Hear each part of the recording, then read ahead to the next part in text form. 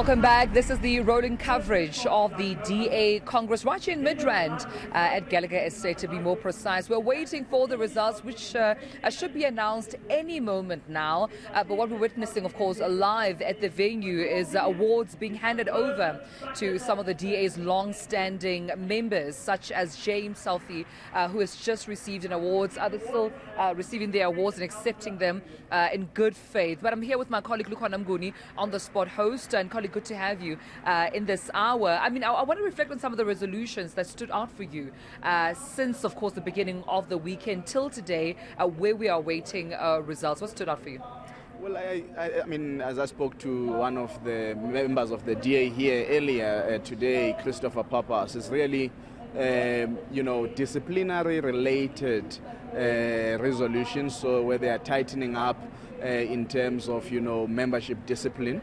They are tightening up on the organization in terms of, lower constituencies being given an opportunity to correct problems. For example, there's a resolution on the fact that, if a structure is placed under administration now, the leadership of that structure must actually resign and not continue to represent that structure in upper structures, because it means that there is no consequence management if a structure is under administration but its political leadership continues as if nothing has happened. So these are interesting, tightening up, but also giving some grace to structures to say you've got 3 months to identify whatever defects have been detected in terms of how you operate and govern, but if that is not done, then you'll be put under administration.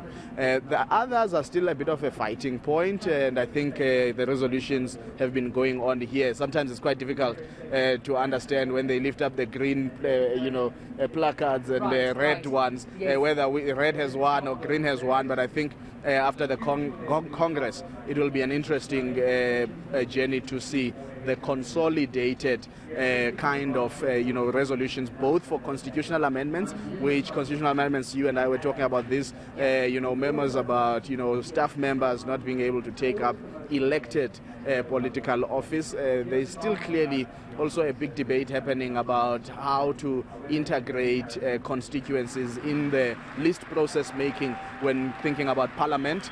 Also a big race debate that took place here just after 1 o'clock as to whether or not the DA should classify people according to race for purposes of election results analysis, or they should not, because people reject the racial classification. So the race debate really still carrying on in a number of ways, and like I'm saying, the consolidated resolutions on those constitutional amendments and on some policy positions will be quite interesting to go through and see what is the holistic direction that the DA is probably taking. I want to also touch on, the point you made about staff members not being able to be voting delegates or to contest politically or, ascending to political office. I think only on the condition that they resign in their capacity as staff members. When we look back at Lindiwe Mazibuk, for example, she started out as a branch coordinator before then heading up Parliament.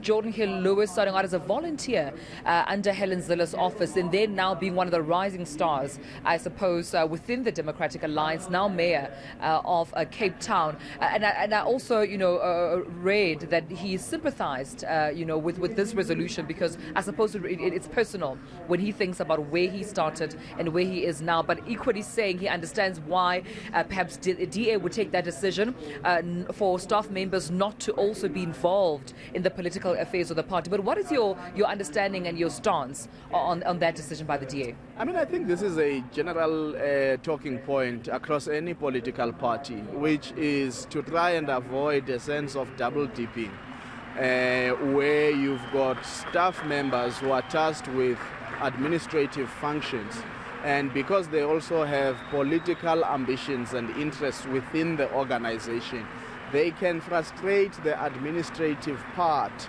of the organization or use the administrative part of the organization to gain a certain advantage against their opponents. And even in other political parties in South Africa, there's been a big debate about this idea of the factionalization of staff members. And at the same time, these are big conversations. Should all your staff members be party members to begin with? Or if they are not party members, is there a risk that they could be collecting information and intelligence for others?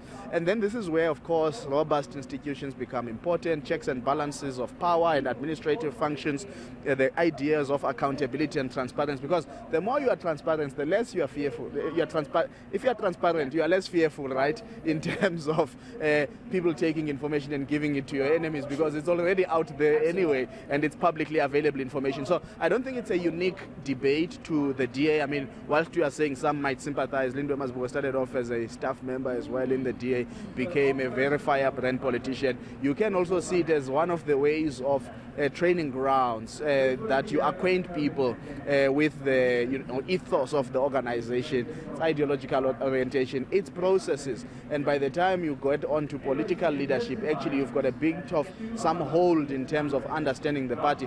But it's a very difficult thing. I mean, it's likewise when you're talking about staff members being able to apply to become members of parliament, and then if they so do, when do they begin to resign? Do they resign before the announcement of success? Do they resign after? Do they resign at being successful and being on an MP list, even if it's a number that they don't know will actually eventually get them into parliament, but they've been campaigning and so on. So there are always tough balancing act in political parties because of the political nature of the organizations and the contestations. And of course, those who are in political leadership also want to make sure that they've got somewhat full control of the organization, and not necessarily just individuals, but of course individuals play significant roles in political parties.